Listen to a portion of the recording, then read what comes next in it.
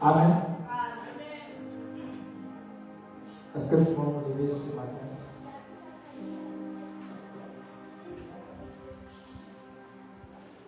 Ce matin, avant de commencer, nous allons d'abord saluer notre frère, notre soeur et dire sois la bienvenue.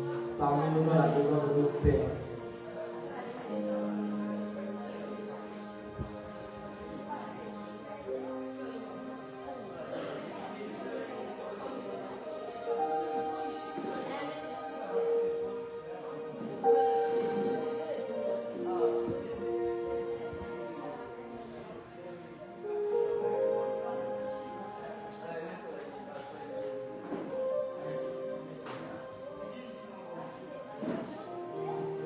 Amen.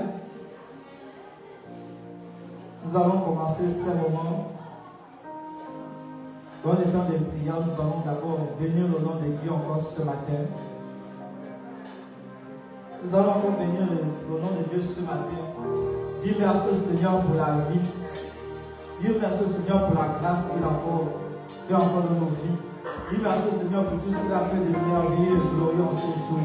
Et lèvons la voix pour le Seigneur. Seigneur, ce matin, je te prie, je te bénis encore pour ton grâce. Merci encore, Seigneur, pour la vie, pour la santé. Merci encore, Seigneur, pour la grandeur divine que tu nous apportes. Merci encore pour cette grâce encore ce matin, Seigneur, parce que le souffle de vie est encore venu. Merci encore, Seigneur, pour ton amour envers nous. Merci, Seigneur, pour ta présence de nous. Merci, Seigneur, pour ta présence pour chaque chose que nous faisons. Merci encore et nous te bénissons, Seigneur, pour chaque chose que tu fais encore. Merci pour cette grâce, Seigneur, que tu manifestes encore chaque jour.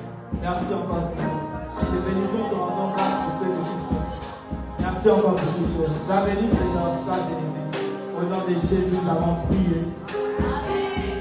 Au nom de Jésus, nous avons prié. Amen. Nous allons prendre ce chant. Pardonne-nous, Seigneur, sur la conduite des chants. Ce matin, nous allons élever la voix, nous allons dire Seigneur, pardonne-nous. Nous allons encore nous laisser porter par cette adoration qui dit Seigneur, pardonne-nous. Afin que ce matin, nous puissions nous mettre à genoux devant la face du Seigneur et dire pardonne-nous pour nos fautes. Pardonne-nous pour ce que nous avons pu faire tout au long de cette semaine qui ne t'a pas glorifié. Pardonne-nous pour ce que nous avons pu faire qui ne vient pas de toi, Seigneur. Pardonne-nous pour ce que nous avons pu voir, nous avons pu entendre qui ne vient pas de toi, Seigneur. Nous avons demandé au Seigneur pardon. C'est la conduite de cette adoration. Et nous allons la voir pour le Seigneur.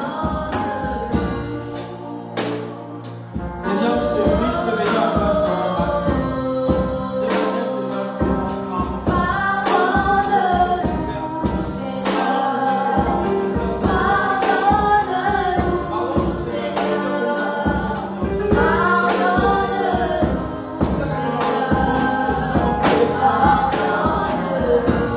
Ce matin, nous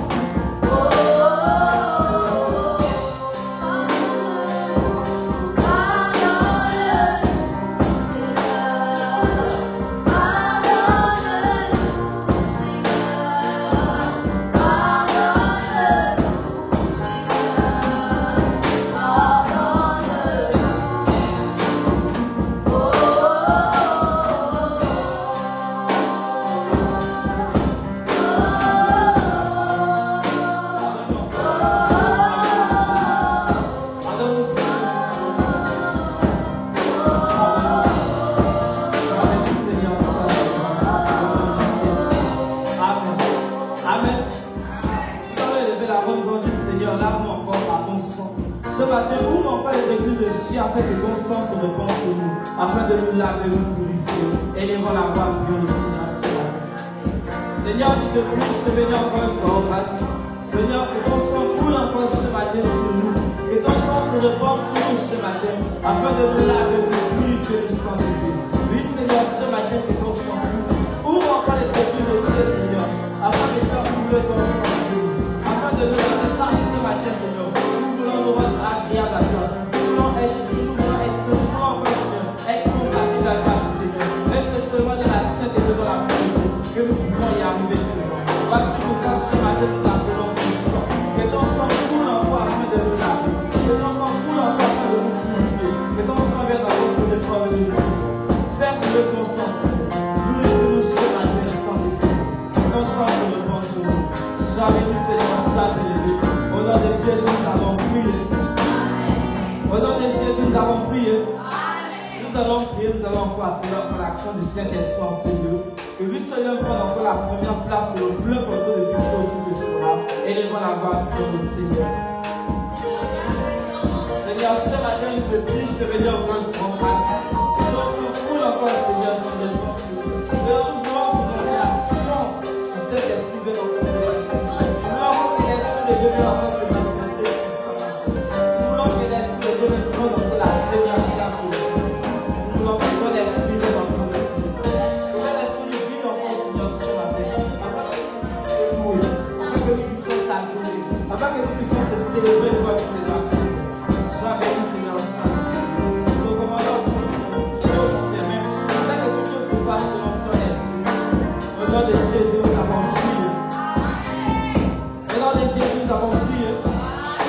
Nous avons élevé la main, nous allons encore recommander nos frères et sœurs entre les mains du Seigneur. Afin que lui seul prenne la première place sur le plein contrôle de toutes choses. Afin que lui seul encore l'amène encore en ce lieu. Afin que nous puissions communier ensemble. Élevons la voix, prions le Seigneur. Oui, Seigneur, ce matin, je te prie, je te bénis encore. Seigneur, je te demande encore pour faire ma soeur, Seigneur. Afin, Seigneur, que tu puisses encore les amener encore à ce lieu, Seigneur. Seigneur, nous voulons encore partager ce moment-là. Nous voulons encore partager ce moment en famille. Nous voulons encore, Seigneur, ce matin, nous célébrer tous ensemble, Seigneur. Unis encore, Seigneur. Parce que ce matin, je recommande encore ma soeur.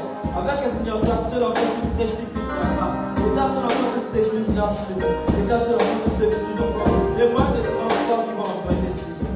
Afin, Seigneur, que nous puissions entendre ce Dieu, Seigneur. Afin que nous puissions partager ce moment agréable dans ta présence tous ensemble. Sois béni, Seigneur, sois élevé pour toutes choses. Au nom de Jésus, nous allons prier.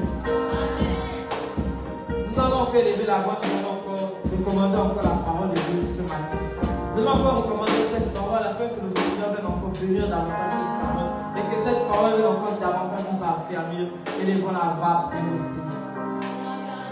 Seigneur, je te prie, je te bénis encore, je te remercie. Je te recommande encore ta parole ce matin, Seigneur. Afin que ta parole nous afferme, afin que ta parole nous édifie, afin que ta parole encore nous change et nous transforme ce matin, Seigneur. Que notre intelligence soit révélée par ta parole au nom puissant de Jésus-Christ.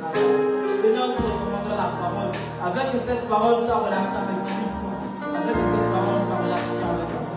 Sois béni, Seigneur, sois béni. Et ta parole encore, Seigneur, vienne encore nous édifier, nous affermir. Au nom puissant de Jésus-Christ, nous avons prié. Amen. Au nom puissant de Jésus-Christ, nous avons prié. Amen. Nous allons encore prier, nous allons encore recommander la suite des 5 mois de notre Seigneur, afin que lui soit au contrôle, qu'il prenne encore la première place sur le plein contrôle. Élevons la voix, prions aussi. Seigneur, ce matin, je te prie, je te bénis encore, je te grâce. Seigneur, ce que tu peux contrôle et que tu agisses. Seigneur, Seigneur, ce que tu peux manifester encore puissamment. Seigneur, ce que tu prennes encore la première place sur le plein contrôle. Seigneur, ce que encore, Seigneur, tu viennes encore diriger ce peuple. Et tu regardes les choses. Nous voulons, Seigneur, que toi, ce que tu viennes encore la première place. Afin, Seigneur, de nous amener encore dans la dimension de ta vie, en esprit, en Christ. Nous voulons te louer ce matin, nous voulons t'adorer. Par nos cris de joie, par nos acclamations, par nos prières et nos saisies. Nous voulons encore, Seigneur, te célébrer ce matin. Nous recommandons la suite des serments de Dieu. Afin que ta seule vie, que tu prennes la première place. Que tu agis encore puissamment parmi nous. Que tu nous bénis et que tu nous équipes encore davantage. Sois élevé, sois magnifique. Jésus, nous allons prier. Est-ce que nous pouvons acclamer le Seigneur ce matin?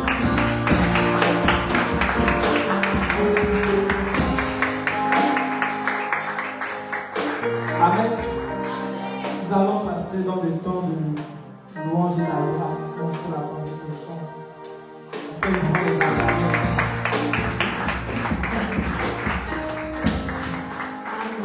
Amen. Est-ce qu'on peut se lever pour adorer le Seigneur? Ce matin, je ne vais pas te demander de lever ta voix. Tu sais qu'aujourd'hui, c'est un culte d'action de grâce. Tu sais ce que le Seigneur a fait pour toi. Je ne vais pas te demander de lever ta voix. Toi-même, tu vas prendre conscience de toutes les choses que le Saint-Esprit a fait pour toi. Et toi-même, tu vas élever ta voix pour remercier le Seigneur. Amen. Est-ce qu'on peut se lever dans la présence de nous ce matin? Seigneur Saint-Esprit, ce matin, nous te bénissons, nous te rendons grâce, Père, pour tout ce que tu fais pour nous. Père, merci pour tout ce que tu fais dans nos vies. Père, ce matin, je reconnais que tu as fait des grandes choses dans ma vie. Père, ce matin, je reconnais que tu as fait des grandes choses dans ma vie. Père, je te bénis ce matin. Je te rends grâce ce matin pour tout ce que tu fais dans ma vie. Père, comment ne pas exalter ton nom pour tout ce que tu es et tout ce que tu fais dans nos vies. Nous te bénissons, nous te rendons grâce ce matin, Père. Père, béni sois-tu pour tout ce que tu es et pour tout ce que tu fais dans nos vies ce matin, Père.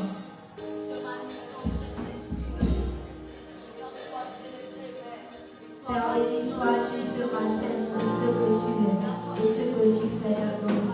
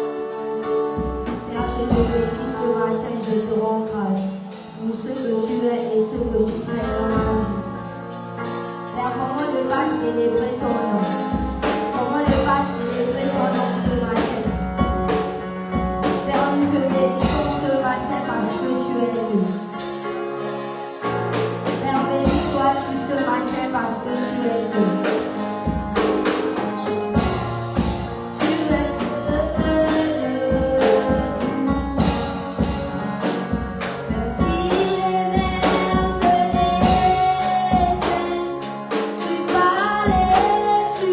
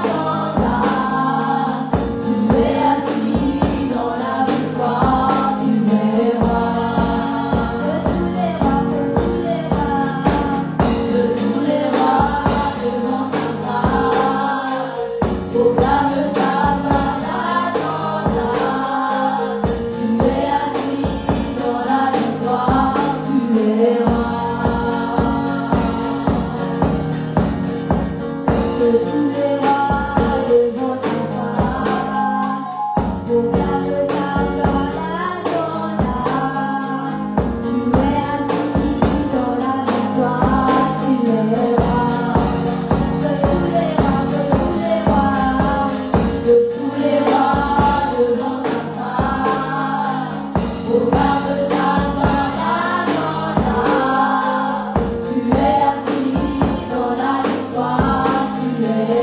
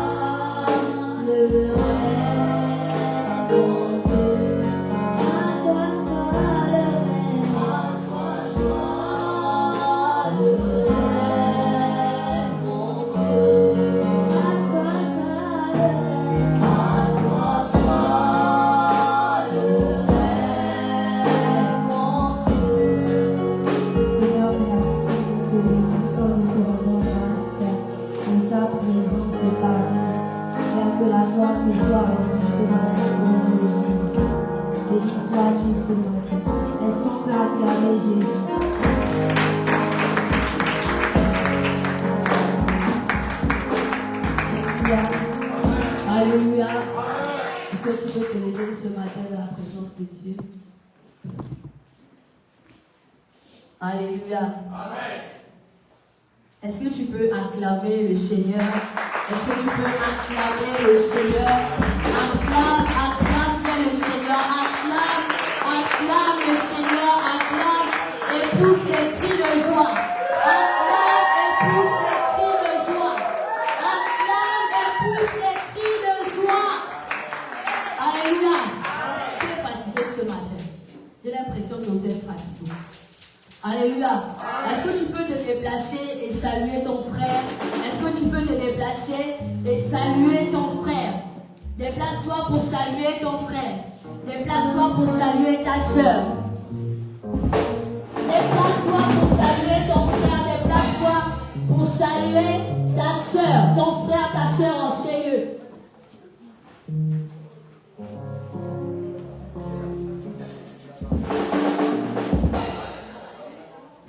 Alléluia. Amen. Alléluia. Amen. Est-ce qu'on peut commencer à louer le Seigneur? Est-ce qu'on peut commencer à louer le Seigneur? Tu transformes mal en vin, guéris l'aveu par ta main, nous et comme toi.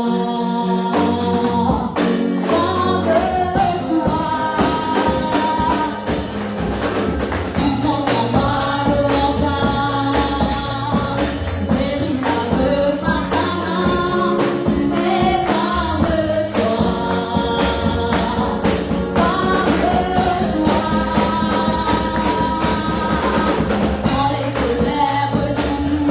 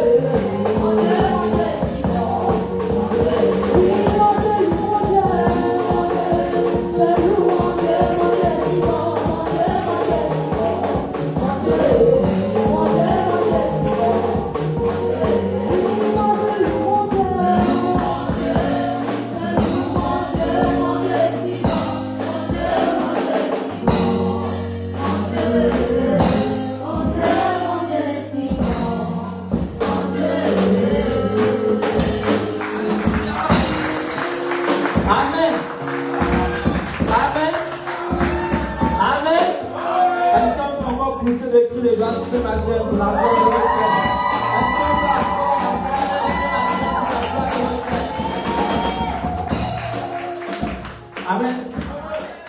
Avant de passer à la parole, nous voulons prendre cette adoration qui dit: j'ai un Dieu puissant là-haut, quand je crie, il entend ma voix. Il y a liste. Amen. Amen. J'ai un Dieu puissant là-haut, quand je crie, il entend ma voix. J'ai un Dieu puissant là-haut, quand je crie, il entend ma voix. J'ai un Dieu puissant là-haut, quand je crie, il entend ma voix.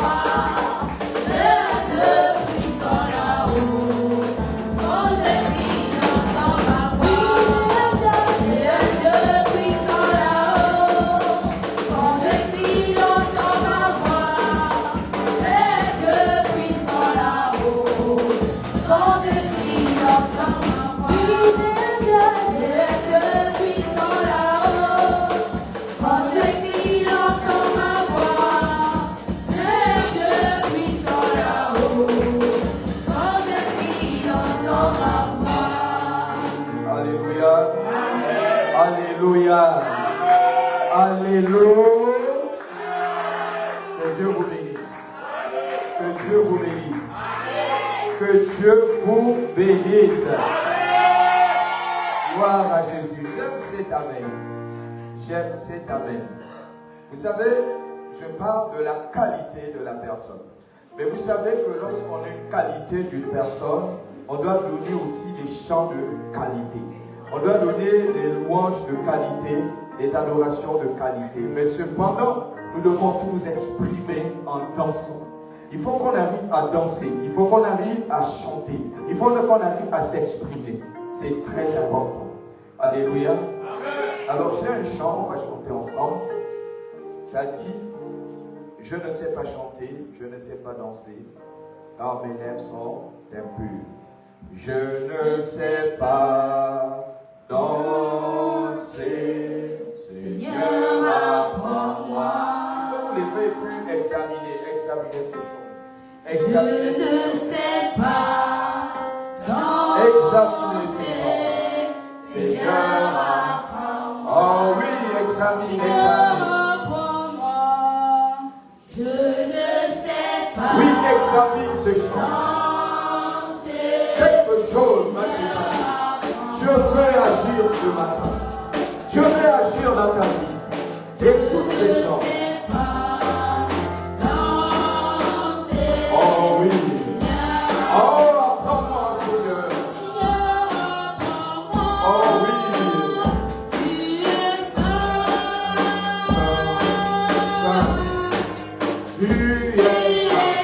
Oh oui, tu es saint. Ah, tu es saint. Oui, tu es saint. Oh, tu es saint. Oui, Seigneur, tu es saint. Tu n'as pas de semblable. Oh, tu es saint. Saint, saint. Oui, tu es saint. Oh, tu es saint. Oui, Seigneur, tu es saint. Ce matin, Seigneur, ce matin, visite ton peuple. Ce matin, ton peuple a sorti de toi. Seigneur, touche. Seigneur, touche. Viens restaurer le vie. Viens restaurer. Ah, restaure. Oui, restaure. Retouche. Quel que soit le problème, Seigneur, sois quelle que soit la maladie, Père, guéris. Au nom de Jésus, oui, reprends de l'esprit. Reprends de l'esprit. Reprends. Oui, reprends. Oh, reprends ton esprit. Oui, Seigneur. Oh, oui, Seigneur. Oh, reprends, Seigneur. Oui, Seigneur, reprends. Oh, Seigneur, viens libérer un cœur embrigadé, Seigneur. Viens libérer une pensée, Seigneur, embrigadée. Une vie enchaînée. Viens libérer. Viens libérer. Viens libérer. Viens libérer. Viens libérer. Viens libérer.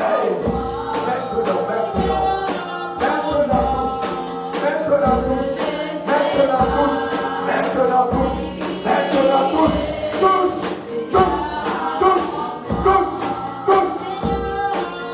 oui, Seigneur, tu es Dieu. Oui, Seigneur. Oh, tu es Dieu.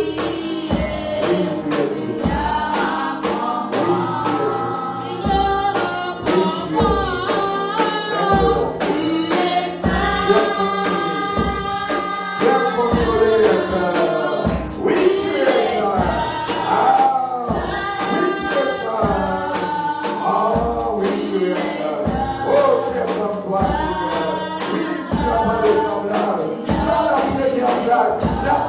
Place dans nos vies. Oui, prends la première place. Oui, envoie l'esprit. Envoie l'esprit. Envoie l'esprit.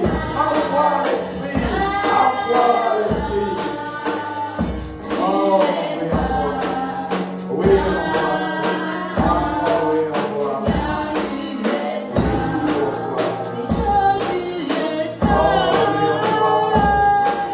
Oui, envoie.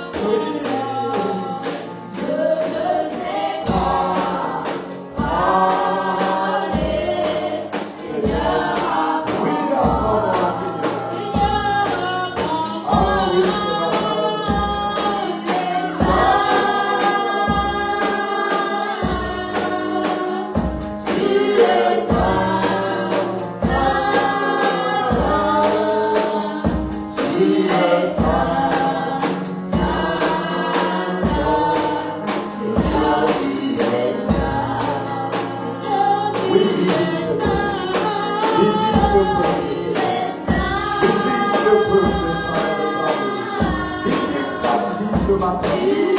Embellis sa vie. Remplis sa vie. Comble sa vie. Au nom de Jésus. Je prie ce matin la douleur. Je prie, Seigneur, les maladies. Et ce matin, Seigneur, toutes tes pensées soient amenées captives à ton obéissance. Au nom de Jésus, je renverse les forteresses. Je casse les forteresses. Que le feu, le feu, le feu, le feu, le feu, le feu, embrase. Oui, embrase. Embrase. Oui. Toutes les forteresses sont ébranlées. Le corps de la sorcellerie est ébranlé, est ébranlé, est ébranlé, est ébranlé, est ébranlé, est ébranlé, est ébranlé. Point de repos, point de repos, point de repos. Lâche, lâche, lâche, lâche prise, maladie, lâche prise, lâche, lâche. Maître Satan de régime, tu lâches, tu lâches. Maintenant, la délivrance est sur le point d'arriver. Arrive maintenant, arrive maintenant.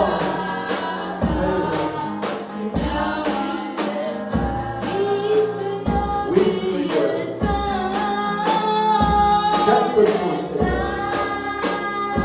Quelque chose, Seigneur, est sur le point de se faire.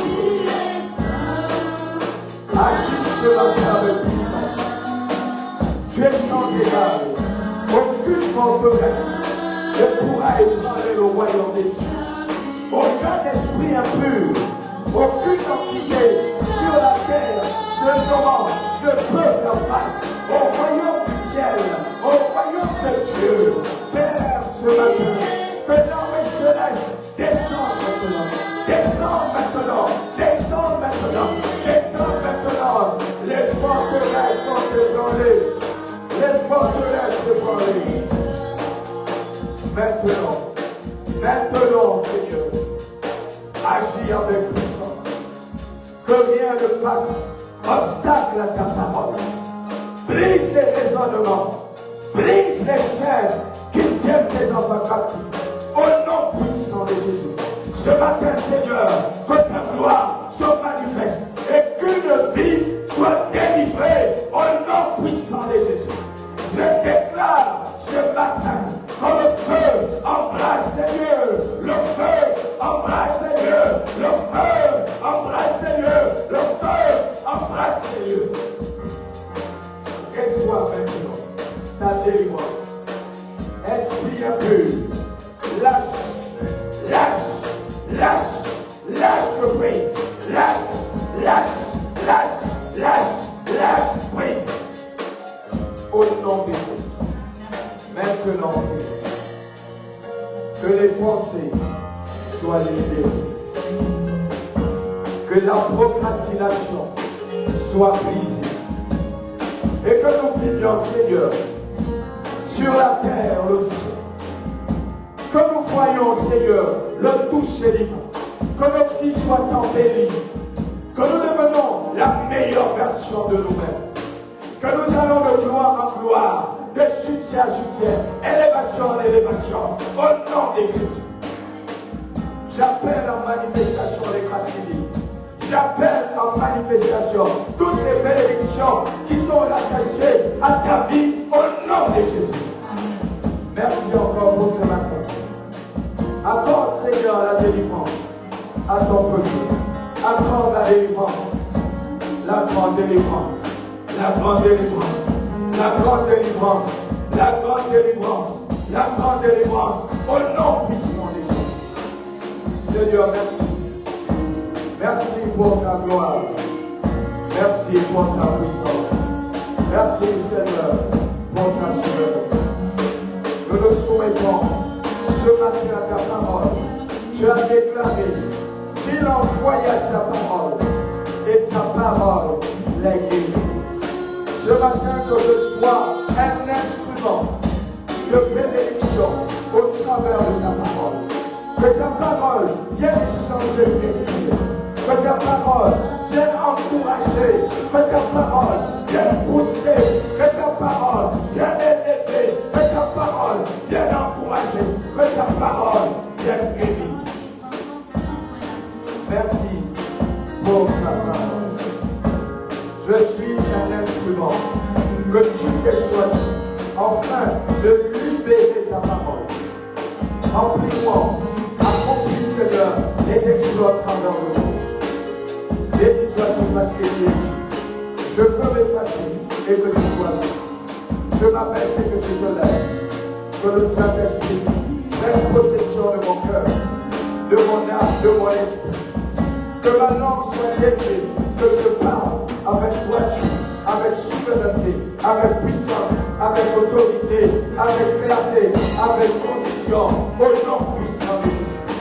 Sois loué, sois magnifié, que la gloire et la louange te reviennent à toi seul, toi qui n'as pas de pareil, qui n'as pas d'égal sur la terre, dans le ciel, toi qui es le nom de la tribu de Juda, toi qui es l'alpha et l'oméga, toi qui n'as pas de commencement de fin, à toi la gloire, toi qui es majesté, au nom suprême de Jésus, nous avons prié et nous disons fort au Amen.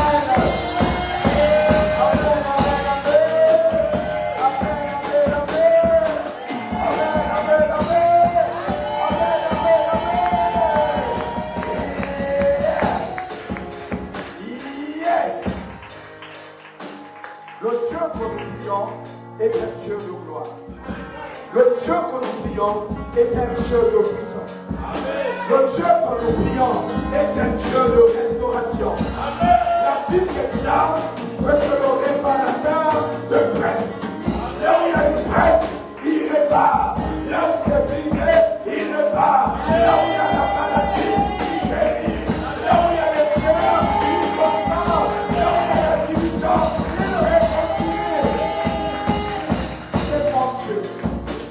Qui est capable de faire ces choses? Quand il y a l'échec, il donne la réussite. Quand il y a les pleurs, il le console, il essuie les larmes.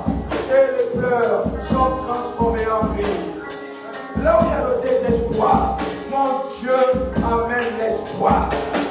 Ne sois pas découragé par le nombre de personnes que tu vois. Ne sois pas découragé par les petites personnes que tu vois. Sois encouragé par la qualité de personnes que vous êtes. Les acclamations au Seigneur. Alléluia. La puissance d'une église ou d'un ministère n'est pas définie par le nombre de personnes qui le sont, mais c'est défini par la qualité de personnes que vous êtes. Alléluia. Quand la main me dérange,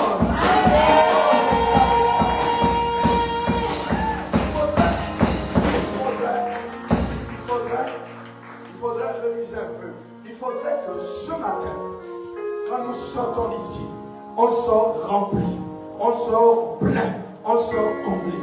On n'est pas venu écouter une parole qui va nous amener à être petits.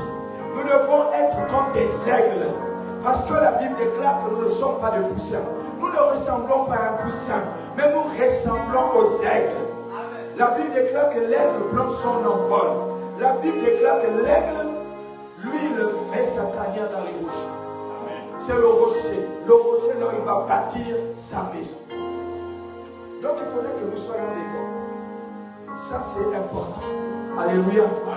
Et ce matin, j'ai une parole pour toi. J'ai une belle parole pour toi. Et que Dieu me donne l'habilité, que tu la comprennes et que tu l'expérimentes. Parce qu'il est important, non seulement de comprendre la parole, mais également de l'expérimenter. Ce n'est pas tout de l'écouter, de nous borner à écouter et de ne pas mettre en pratique ou expérimenter cette parole. Vous savez, quand Dieu parle de la qualité de personne, et ce matin, je me suis remémoré. La Bible déclare que lorsque les personnes sont nombreuses, il ne tire pas sa gloire. Mais lorsque les personnes sont peu, il tire sa gloire parce qu'avec le peu, il accomplit des exploits. Amen. Et je crois que nous allons accomplir des exploits. Alléluia. Vous savez ce qui donne la foi?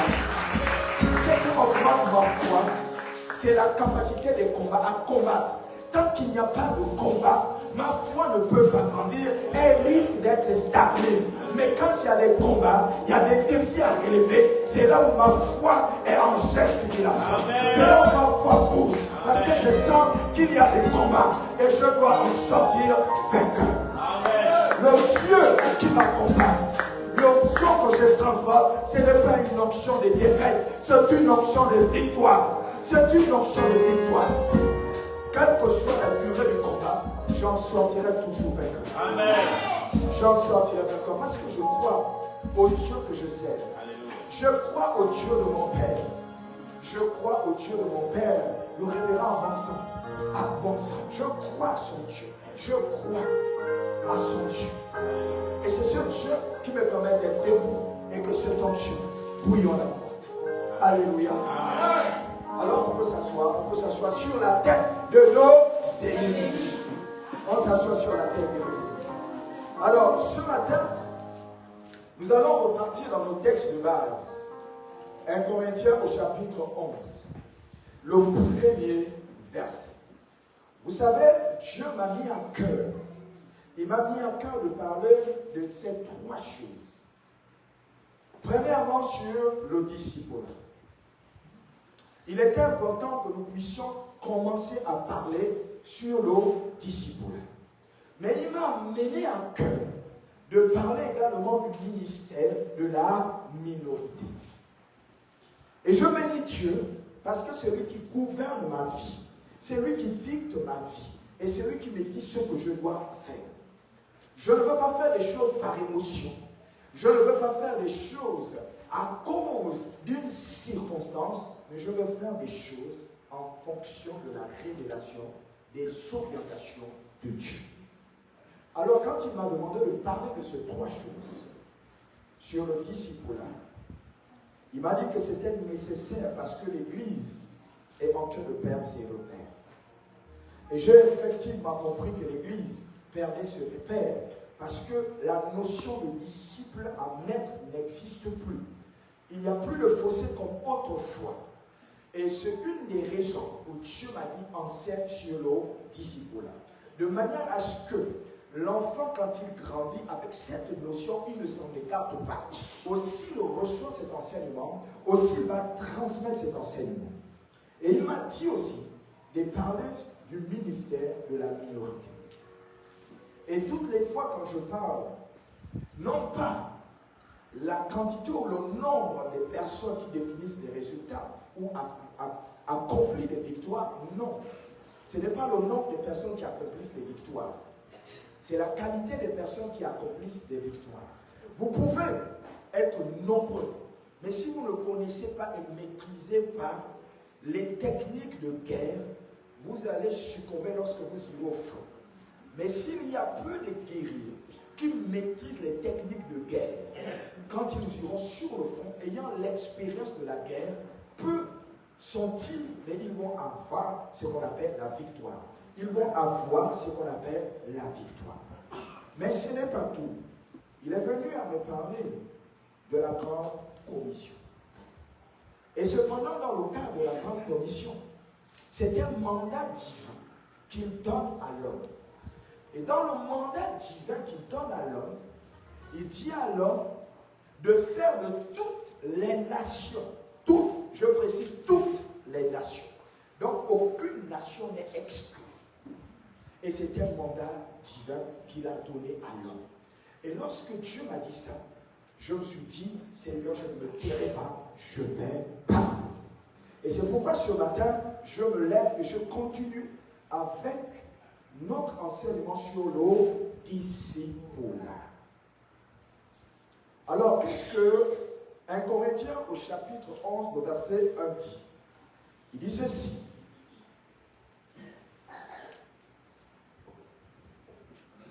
Il dit ceci.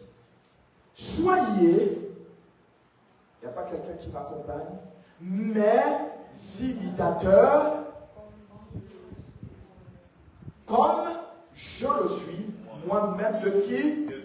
De qui? Ça voudrait dire que Christ est le modèle par excellence. C'est ce que Paul est en train de dire à ses disciples. Il est en train de leur dire, Écoutez-moi très bien. Christ dont vous entendez, vous n'avez jamais vu, il deviendra pour vous comme superficiel. C'est-à-dire qu'il est immatériel. Vous ne l'avez jamais vu. Mais vous le connaissez au travers des hommes qui vous parlent de Jésus-Christ, au travers de son histoire. Mais vous ne l'avez physiquement pas vu. Mais moi, je l'ai vu physiquement. Et comme je l'ai vu, les notions que j'ai acquises auprès de Christ, je vous les transmets simplement afin que vous les perpétuez. C'est de ça dont il est en train de dire. Il faut perpétuer. Moi, je vous parle, je n'ai jamais vu Jésus-Christ. Je n'ai jamais vu Jésus-Christ. Je parle de manière physique. Je ne l'ai jamais vu. Mais les lois qui m'ont été transmises, les orientations qui m'ont été données, le caractère de Jésus-Christ qui m'a été inculqué, les notions, aujourd'hui, ça m'amène à vouloir être un avec Jésus, c'est-à-dire à être compatible avec Jésus, afin de devenir un bon disciple. Parce que le disciple accomplit ce que son maître fait. Amen. Alléluia. Amen. Le disciple accomplit ce que son maître fait. Donc le maître montre, et lui ne fait que faire l'accomplissement. Le maître montre les orientations. Et lui, qu'est-ce qu'il fait? Il a accompli. C'est pourquoi Paul a dit, soyez mes imitateurs, comme je le suis moi-même de Christ. Alors, je pense que là où nous étions arrêtés, c'était le grand 1. Nous nous étions arrêtés au grand 1. Mais je voudrais, un temps soit peu, revenir sur une définition que j'étais en train de méditer. Et j'ai l'impression, et comme Dieu est en train de me dire, reviens sur cette définition parce qu'ils n'ont pas compris. C'est la définition biblique. Alors, la définition biblique nous dit ceci. Un disciple, c'est quelqu'un qui réoriente sa vie. Alors, je reviens. Est-ce qu'une personne peut me donner la définition littéraire de disciple? Donnez-moi la définition basique de disciple. La définition que vous connaissez.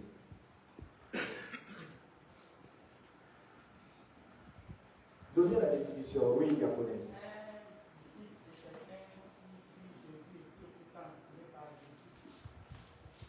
Un disciple, c'est celui qui suit Jésus. J'ai demandé la définition littéraire.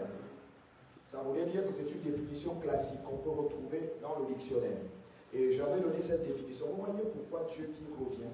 Mais la partie qui semble être la plus importante, c'est la partie biblique. Je veux que vous compreniez quelque chose en tant qu'enfant de Dieu. Je veux que vous me donniez d'abord la définition du disciple. La définition littéraire. Quelle est la définition du disciple? Maryse n'est pas là. C'est quoi la définition?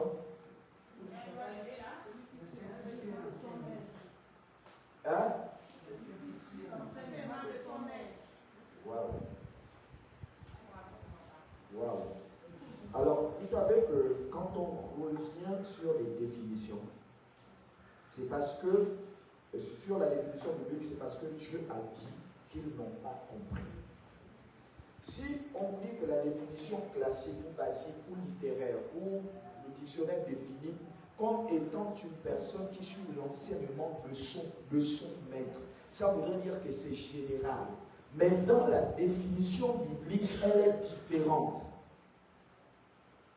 Dieu au pied du maître, c'est vrai, sauf que ta vie est réorientée en fonction de la bonne nouvelle. C'est sur cette base que tu orientes. Ça voudrait dire quoi? Ça voudrait dire qu'au départ, tu étais païen.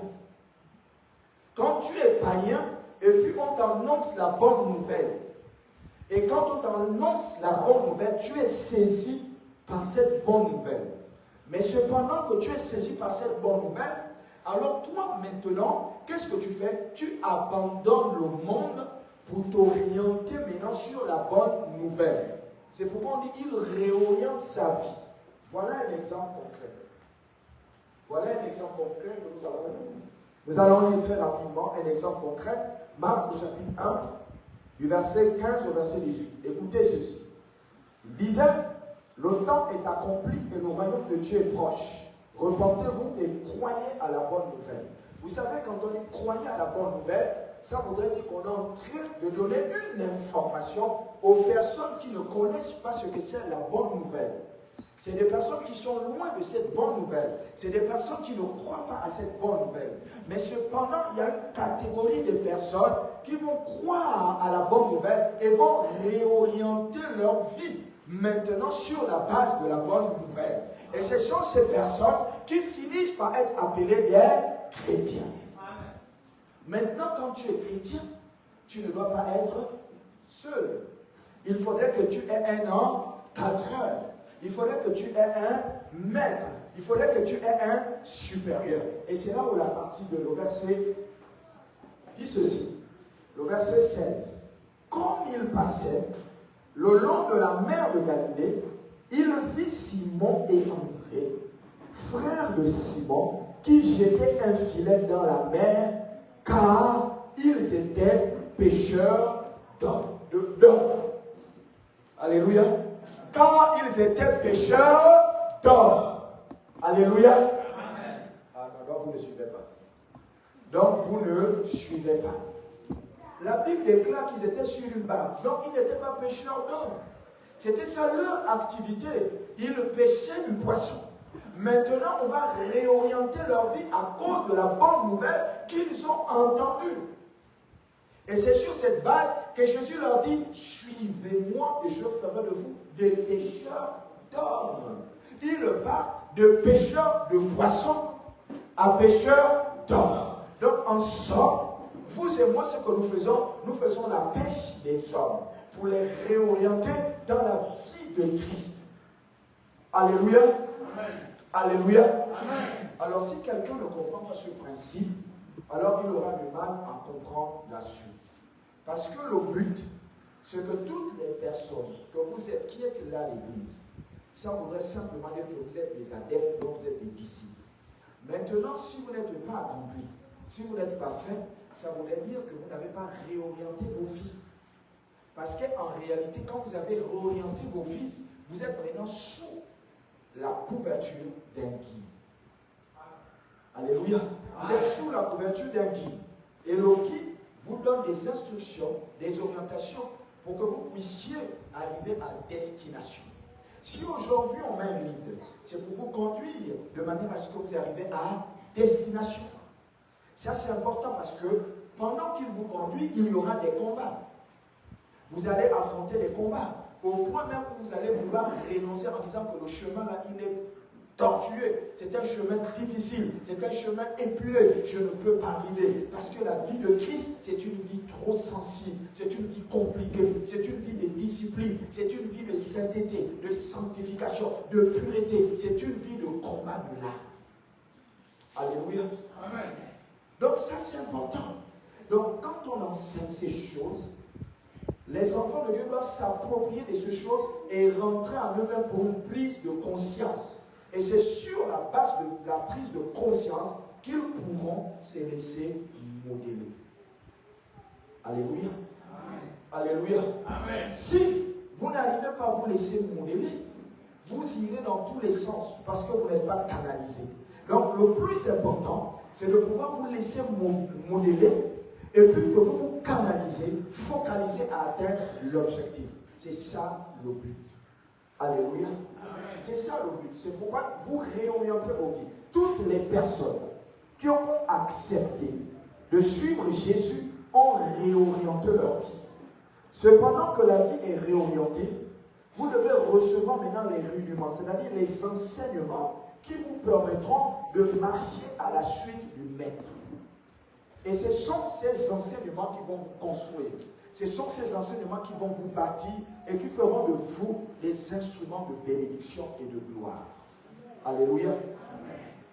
Alors nous partons dans le grand 1. Je voulais que vous compreniez cette petite définition. Dans le grand 1, il faut écrire le disciple est sous la couverture du Maître. Le disciple est sous la couverture du maître. Alors, je voudrais très rapidement poser la question à un enfant. Est-ce que vous avez entendu parler un jour de couverture? Est-ce que vous avez entendu un jour parler de couverture? Qui a entendu parler de couverture? Une couverture. Une couverture. Qui a entendu parler de couverture? Quelle est la responsabilité de la couverture? Plus que personne n'a entendu parler de couverture, ça m'inquiète le Seigneur. Vous m'inquiétez et ce n'est pas bon. À quoi sert une couverture? Quand on parle de couverture, même pour ceux qui dorment, ils disent que la couverture sert à les couvrir, les protéger du froid. Par exemple, ou la couverture protège le cahier, quand on parle de couverture de cahier. Mais moi, je ne comprends pas. Qu'est-ce qui se passe au Seigneur réellement? Qu'est-ce qui se passe réellement? Même quand on va avoir un culte participatif, les enfants du Seigneur sont muets. Ce n'est pas normal. Pour mieux comprendre, il faut être participant au culte. Ne soyez pas simplement des auditeurs. Après, c'est des auditeurs oublieux. Ce qu'on a donné de fondamental, on va en oublier. Donc, si on veut parler de couverture, c'est-à-dire que mentalement, on projette la couverture comme étant une protection. Ça nous protège du froid quand nous sommes dans la chambre, on a une couverture, on court parce qu'il fait froid. Elle nous protège. Si on a par exemple la voiture ou la toiture qui coule, on met une couverture dessus, une bâche. Donc ça nous protège de la pluie. C'est ça la responsabilité du maître. Le maître est une couverture spirituelle. Le maître est une couverture spirituelle. Vous voyez que là on dit qu'il a une couverture spirituelle, mais en réalité, il n'est pas simplement une couverture spirituelle. Vous allez voir que durant tout cet enseignement, vous allez vous rendre compte qu'il n'y a pas simplement la couverture spirituelle, mais il y a plusieurs paramètres qui rentrent en compte où le maître ou le leader a une prépondérance dans chacun de nos vies. Celui qui veut se déconnecter de son leader, qui veut se déconnecter de son maître, court à sa perte. Parce qu'il est important, bien aimé, d'avoir un guide. Vous voyez que lorsque nous sommes enfants, le parent ne peut pas nous abandonner si on est enfant. Parce que si on est enfant et nous abandonne, on est perdu. On a besoin d'être sévré. On a besoin de grandir, d'être envoyé à l'école, d'être conscient de la vie et puis à notre tour, faire le relais de ce que le Père a fait. Moi, on s'est occupé de moi. Aujourd'hui, je m'occupe de mes enfants. Mes enfants s'occuperont de leurs enfants. Et ainsi de suite, c'est une chaîne. On ne va pas spécifiquement à l'école pour pouvoir avoir ces notions. Mais on regarde les parents faire et on applique ce que le parent fait. C'est important. Mais cependant, il y a des gens, aujourd'hui, leurs responsabilités, ils ne les assument pas. En tant que père, il n'assume pas sa responsabilité. En tant que mère, elle n'assume pas sa responsabilité. En tant que fils, il n'assume pas sa responsabilité. Rassurez-vous que chacun de nous a une responsabilité. Que tu sois enfant, tu as ta responsabilité de enfant. Que tu sois femme, tu as ta responsabilité de femme. Que tu sois père, tu as ta responsabilité de père. C'est très important. Donc si nous, en tant qu'enfants de Dieu, nous ne connaissons pas ces choses, ça va être très compliqué. Alors le disciple doit être sous la couverture de son maître. Jean, au chapitre 17, le verset 2. Le disciple doit être sous la couverture de son maître. Jean, chapitre 17, le verset 2. Regardez ce que la Bible dit. Lorsque j'étais avec eux, dans le monde, je les gardais en ton nom. J'ai gardé ce que tu m'avais donné. Aucun d'eux ne s'est perdu. Sinon, le Fils de perdition, afin que l'Écriture fût accomplie. Afin que l'Écriture fût accomplie. Voyez-vous, Jésus-Christ parle parce qu'il est arrivé à la fin de son ministère, à la fin de sa mission physique sur la terre. Il avait une responsabilité en tant que guide, en tant que maître. Il avait une responsabilité. La responsabilité, c'était de prendre soin de ceux que Dieu l'avait confiés. Et c'est pourquoi il dit, tous je les ai conservés. je les ai préservés, je les ai gardés, sauf l'office de la perdition. Voyez-vous que ce que Dieu est en train de nous dire au travers de ce passage biblique, de ce fragment d'écriture, doit nous interpeller, nous faire peur. Ça voudrait dire qu'autant que vous êtes là, il y a même parmi vous l'office de perdition. Mais cependant, il est au milieu de nous. Il progresse avec nous et il écoute les enseignements, il écoute ce que le maître dit, mais en réalité, il ne met pas en pratique ce que le maître dit. Alléluia. Amen. Voyez-vous que si on essaie de faire une analyse en disant le fils de la perdition, ça voudrait dire qu'il est perdu. Mais il est au milieu, mais il est perdu. Donc ça voudrait dire qu'il y a des gens qui sont là, qui servent ici le Seigneur, même sur la table du Seigneur, mais qui sont perdus. Est-ce qu'on va dire que c'est une prédestination? Est-ce qu'on va dire qu'il est appelé à se perdre? Mais pourtant, ce sont les mêmes orientations, les mêmes conseils, la même parole que nous transmettons à tout le monde. Mais peu sont ceux qui mettent en pratique ces paroles. Et peu sont ceux qui exécutent la parole. Alléluia. Donc Jésus-Christ l'a dit, que moi, tu m'as donné une mission. J'ai accompli cette mission, sauf l'office de perdition. Donc comprenons que le maître a une responsabilité, c'est de le transmettre, c'est d'être sous. Et que toutes les personnes qui sont sous sa couverture, ils donnent la même information, les mêmes orientations, les mêmes conseils, les mêmes prières. Mais est-ce que chacun est digne d'en recevoir? C'est une question qu'il faut se poser. Alors, premièrement, je parlais de la couverture spirituelle. Alors, quand on parle de couverture spirituelle, c'est tout ce qui est lié au domaine de l'esprit. Quand on dit que c'est la couverture spirituelle, ça a trait à tout ce qui est dans le domaine de l'esprit, donc le domaine spirituel. Lorsqu'il y a un problème spirituel, la première personne, ressource, vers qui tu dois te tourner, c'est ton père spirituel parce que c'est un guide. Alléluia. Amen. C'est pourquoi on dit qu'il est ta couverture. C'est lui qui va commencer à engager les prières pour toi. C'est lui qui fera les combats avec toi parce que c'est ton père. Il ne veut pas que tu ailles à la perdition. Donc lorsque tu as un problème spirituel, tu as des attaques, tu te rends compte que les choses ne marchent pas. Et puis ça a trait au monde spirituel. L'une des personnes qui est ton guide spirituel, vers qui tu dois te tourner, c'est ton père spirituel. Peut-être que pour certaines personnes, le mot père spirituel est un peu exagéré. On va dire que c'est ton mentor, c'est ton coach, c'est ton guide ou ton maître, parce que c'est l'expression aussi de la Bible, maître.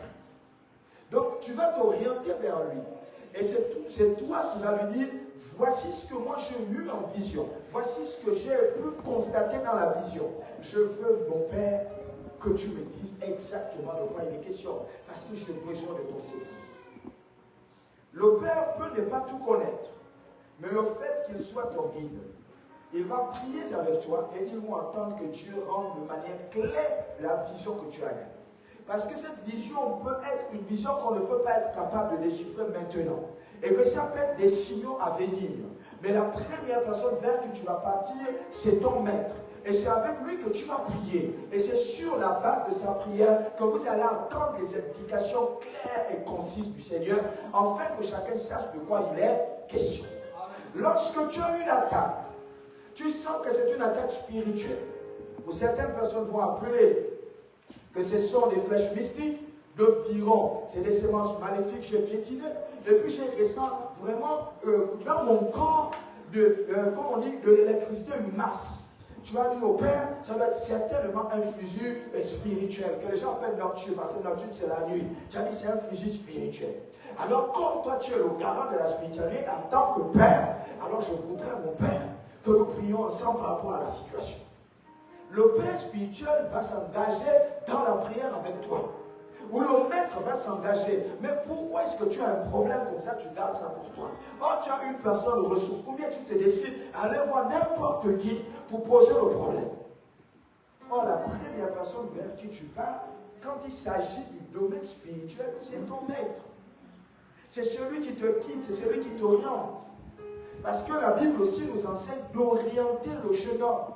Orienter, afin que lorsqu'il sera grand, mature, quand il aura la maturité, il ne s'en écartera pas parce que les principes qui lui ont été communiqués, qui lui ont été donnés, inculqués, ce sont les principes de la vie. Et c'est sur cette base que nous devons nous focaliser en ayant un Père vers qui nous allons quand nous avons ces problèmes. Nous avons en eux une couverture éducative.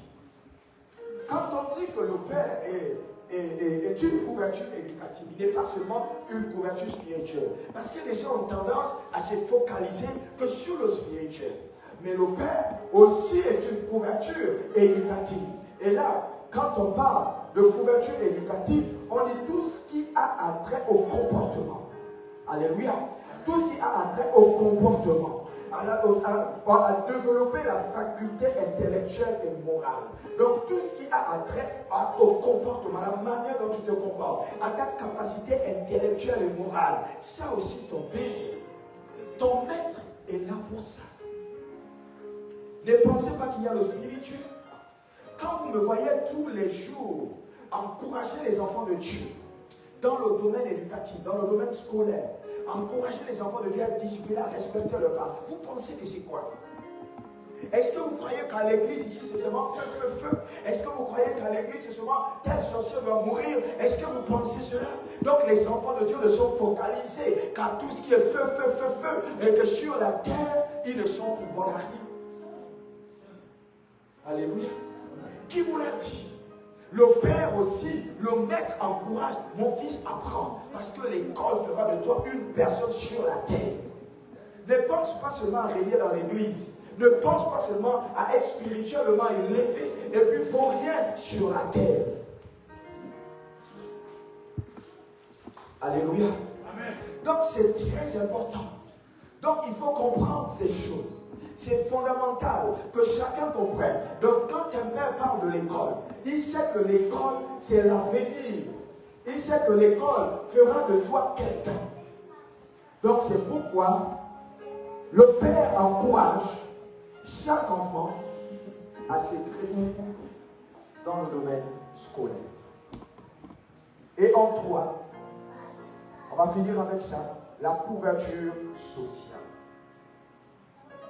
La couverture sociale. Vous qui êtes là, vous vous rendez compte que le Père n'est pas simplement une couverture spirituelle, mais il a également une couverture éducative. Il n'est pas simplement une couverture éducative, mais il a aussi cette couverture sociale. Alors quand on parle du social, écoutez-moi très bien. Alors le social a trait à tout ce qui est société. Le social a trait à tout ce qui est société, tout ce qui est communauté et tout ce qui est collectivité. Voyez-vous que lorsqu'on parle du social, j'aime à dire ici, écoutez-moi très bien, que la famille, c'est le premier maillon, j'ai dit premier maillon de socialisation. Et quand je parle de premier moyen de socialisation, ça voudrait dire que c'est la famille qui t'inculque le principe sociétal. C'est dans la famille que tu nais, et ce sont eux qui vont te dire le dehors est risqué. Et là-bas, dans le dehors, là, il y a ça, ça, ça. Mon fils, il faut faire attention. Ma fille, attention. Ne te connecte pas aux personnes qui boivent les alcools. Ne te connecte pas aux personnes qui se prostituent. Ainsi de suite. C'est le premier maillon de socialisation. Donc, ils te mettent en contact avec la société.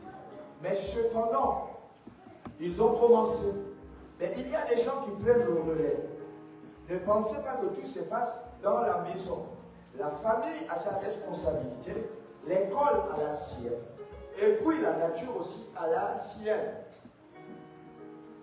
Donc, vous voyez que vous êtes 3 fois influencé. Maintenant, l'une des choses qui semble être le plus important, c'est que ce qui va vous influencer, ce n'est pas la nature qui vous influence. Ce n'est pas l'environnement qui doit vous influencer. Parce que si l'environnement vous influence, l'environnement va vous déformer. Vous allez être déformé. Si c'est le système, le cosmos là, qui vous influence, vous allez être déformé. C'est pourquoi vous voyez aujourd'hui, les enfants sont déformés. Pourquoi? Parce que la nature même, le cosmos les a influencés. C'est pourquoi vous vous posez la question, comment cet enfant naît et il est bien éduqué, et puis après un moment il se perd. Il est dans les drogues, il est dans la cigarette, il est dans les alcools, il est dans la prostitution, il est dans la pédophilie, il est dans le lesbiennage, il est dans le braquage, il est dans les tueries, il est dans les massacres. Comment peut-on expliquer ça? C'est parce que l'enfant a été déformé. Mais lorsque vous avez un maître, il va veiller à ce que tu gardes cette ligne de transformation perpétuelle, afin que tu sois et que tu deviennes la meilleure version de toi-même. Donc voyez que si vous n'êtes pas greffé à un maître, si vous ne respectez pas les principes établis par le maître, si vous n'écoutez pas les orientations du maître ou celui qui est votre leader, vous courez le risque spirituellement de ne pas être ouvert. Vous avez entendu ce que le livre de Luc 17 a dit, que le fils de la perdition, vous n'êtes pas sous la couverture, vous êtes bien à l'église, mais vous n'êtes pas sous la couverture du leader. Vous êtes bien à l'église, mais vous n'êtes pas sous la couverture éducative du leader. Parce qu'en dépit du fait qu'il parle de l'école, du fait qu'il dit soyez les meilleurs, du fait qu'il dise ayez un comportement meilleur, personne ne change. Et en somme, en définitive, cette couverture sociale. Quand il arrive et vous dit attention aux fréquentations, attention aux lieux où vous partez, ne vous laissez pas amener dans des lieux. Les lieux malsains, les lieux où il y a tout type d'esprit, ne vous laissez pas amener là-bas. Ne vous laissez pas entraîner par vos amis. On va certainement vous dire tout avec ton église. Qui t'a dit que le bar? Qui t'a dit que le bar? On va te parler, tu dis oui, c'est vrai. Quand tu pars, tu es allé dans un lieu, un endroit. Tu vas aller pour la première fois, tu diras effectivement, il n'y a rien ici. Et quand tu vas aller pour la première fois, l'entité là va rentrer.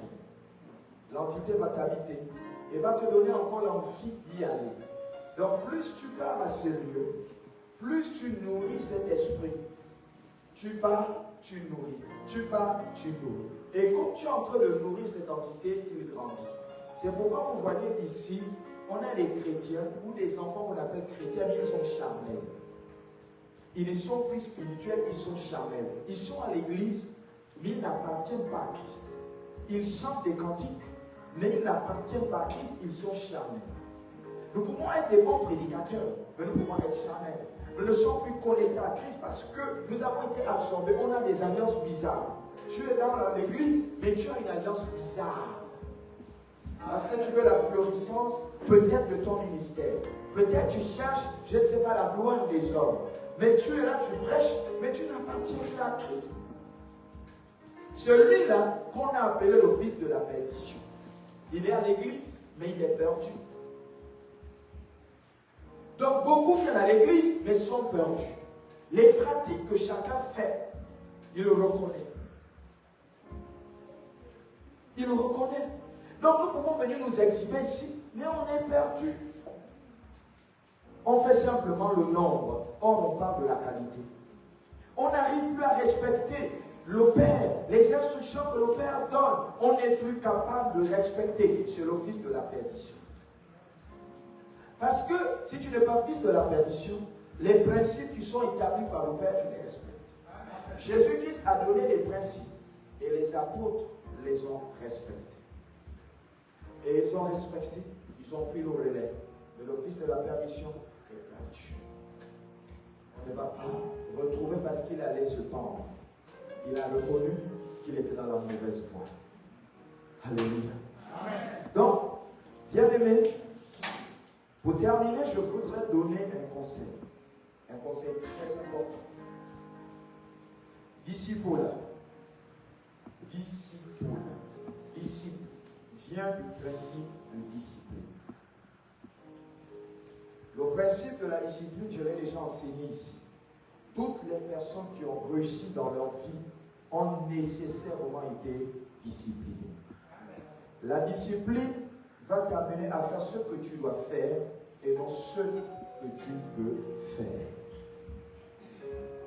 Ce que tu veux faire et ce que tu dois faire, c'est deux choses différentes.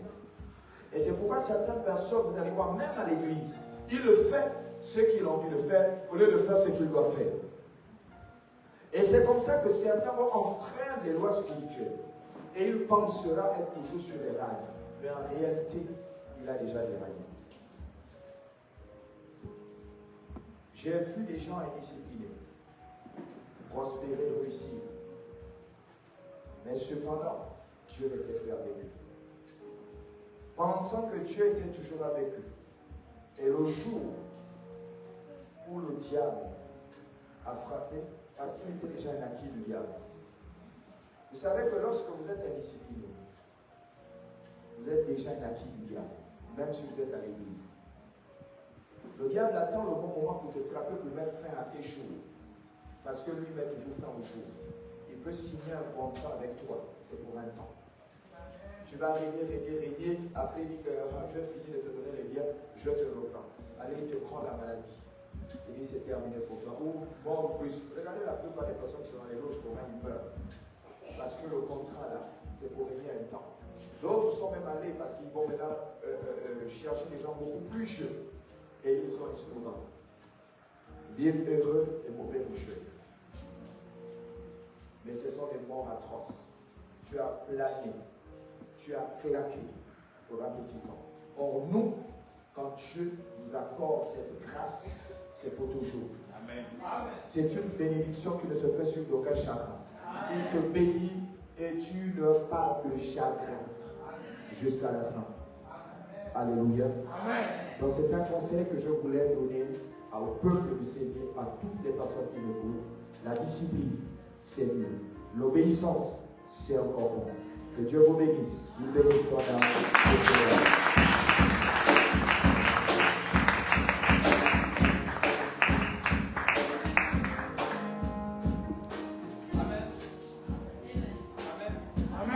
Est-ce que nous pouvons nous lever pour acclamer pour la parole ce matin? Est-ce que nous pouvons pousser les pieds là pour la parole ce matin?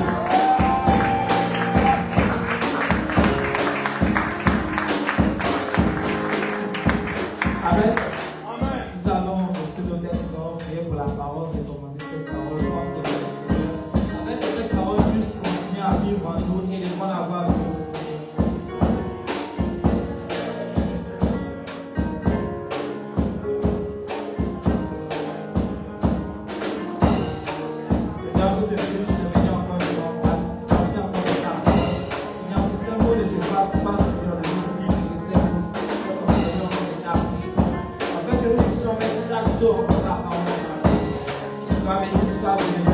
Au nom de Jésus, nous avons prié. Est-ce que nous pouvons acclamer encore le Seigneur ce matin? Est-ce que nous pouvons encore pousser et dire les gens ce matin pour la gloire de notre Père? Amen. Nous allons passer au temps des offrandes et des livres. Nous allons appeler notre Père, le révérend apôtre Yvan Nandonga Makoso, pour prier pour les livres et les offrandes. Est-ce que vous pouvez nous donner les livres? Nous voulons, mon Père, te bénir, de rendre grâce pour les petites et nos offrandes que nous payons. Père, que tu nous bénisses ces livres et ces offrandes. Nous prions que ces offrandes servent à l'avancement de ton œuvre. À toi la gloire, au nom de Jésus. Amen. Amen. Est-ce que nous pouvons donner avec joie pour la conduite des sang?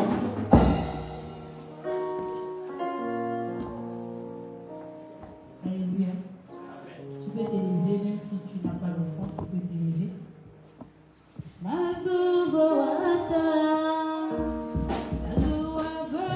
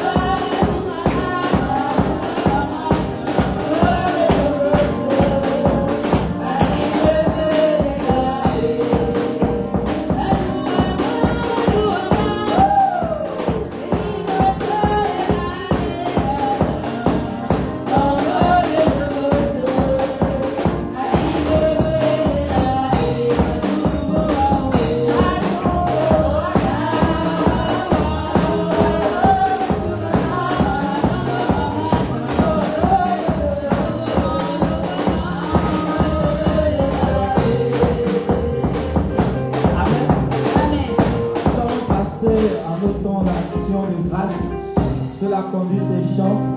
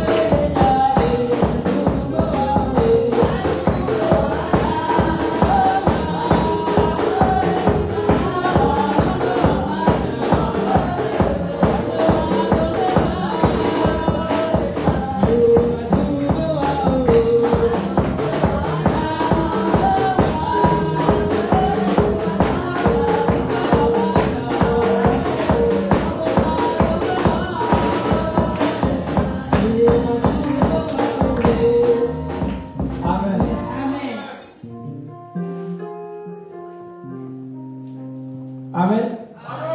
Amen. Est-ce qu'on peut encore acclamer pour le Seigneur ce matin?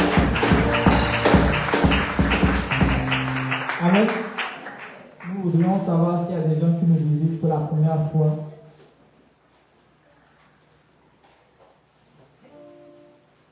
Amen. Vous pouvez vous lever. Nous voulons savoir qui vous a invité et comment vous vous appelez. Moi, je m'appelle. C'est eux qui m'ont invité, c'est mon grand frère, ça s'appelle Gracien. Amen.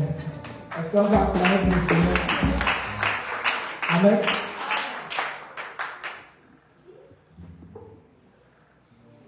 Nous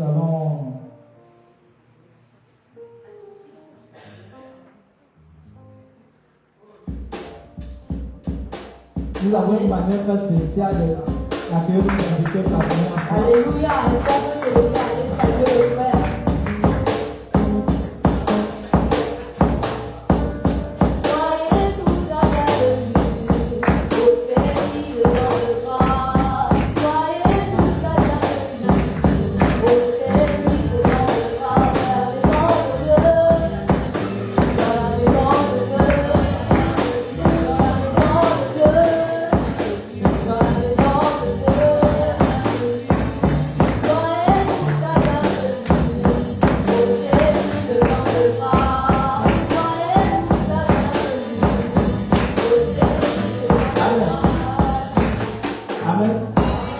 Nous allons passer aux annonces sur la vos acclamations, la chargée d'annonces.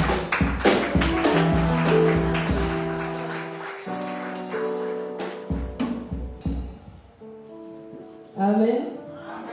Est-ce qu'on peut acclamer pour le roi des rois? Alléluia. Comme annonce, on rappelle, nous rappelons les piliers du CEMI. Le premier pilier qui est dans le cadre de l'évangélisation et la mission, Matthieu 28, versets 18 à 20. Le deuxième pilier est dans le cadre de la prière et l'intercession, Matthieu 26, verset 41. Le troisième pilier est dans le cadre de l'amour, 1 Corinthiens 13, lit tout le chapitre. Amen.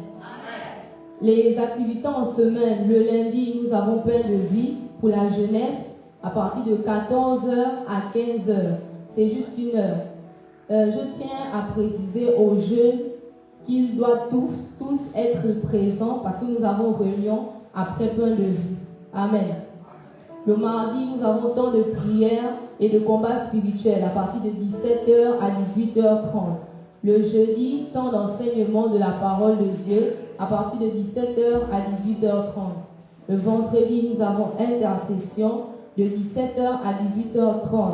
Aussi pour toutes les personnes qui voudront rencontrer l'homme de Dieu. Amen. Le samedi, il y a réunion avec les femmes. Amen. À partir de 6h30. Alléluia. Est-ce qu'il y a des femmes dans la salle? Femmes de la vision glorieuse. Maman, toi, tu vois tes femmes. J'ai rappelé. Femmes de la vision glorieuse. Le samedi, nous avons répétition avec les chants à partir de 15h à 17h.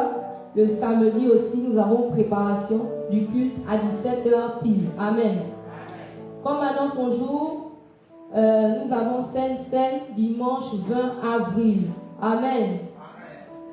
Les statistiques, hommes 4, femmes 9, jeunes filles 7, jeunes garçons 7, enfants filles 13, enfants garçons 6, bébé 1, point total de 48 âmes. Est-ce qu'on peut acclamer pour Jésus?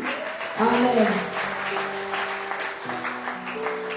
Sous vos ovations, nous allons appeler l'homme de Dieu. Amen. Est-ce qu'on peut acclamer? Alléluia. Alors, je voudrais déjà rappeler que nous avons conseil ordinaire tout à l'heure après le culte. Donc, les membres du conseil, nous avons séance de travail. C'est important. Et je voudrais également rappeler à toutes les mamans que la réunion du samedi, je serai présent parce que j'ai une communication à vous faire. Il est important que je travaille aussi avec les femmes. J'ai été aussi coordinateur des femmes quelque part. Donc j'ai travaillé avec les femmes, j'ai formé aussi les femmes. Donc j'ai un retour d'expérience dans ce domaine. Donc souvent je travaille avec les femmes. Même quand il y a des séminaires des femmes, je suis toujours invité. Donc j'ai aussi enseigné les femmes. Donc je voudrais rencontrer toutes les femmes du CENI. Samedi, je serai avec vous à partir de 6h30. On commence la réunion à 7h et à 7h30, j'aurai fini avec vous. Donc toutes les femmes doivent être là. S'il faudrait que moi-même j'appelle les femmes individuellement, je vais appeler. Pour dire aux mamans, maman, venez, battez-vous, quel que soit le problème qu'il y a. Parce que c'est aussi ça, être un disciple. Il faut respecter les principes. Vous voyez comment le ministère est. C'est l'un des ministères qui n'accule pas les gens. C'est l'un des ministères qui ne met pas la pression aux gens.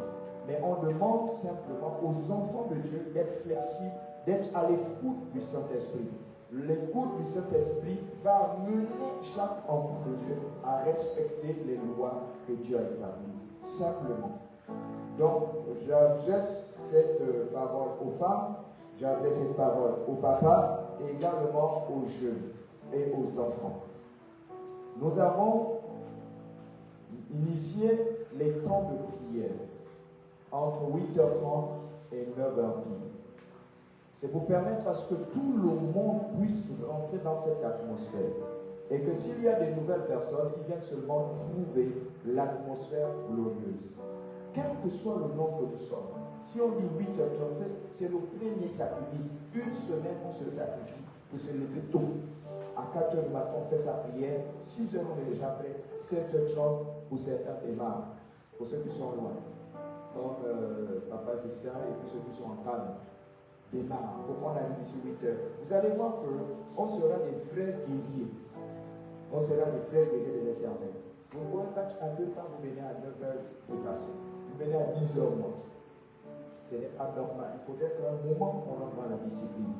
C'est le principe de la discipline qui va nous amener à la victoire et à la gloire. Alléluia. On peut se lever, on va prier. Il faudrait que chacun, à chez lui, il est 11h, dit oui, on est sorti tôt. On est là et on lance les réceptions. Nous te bénissons.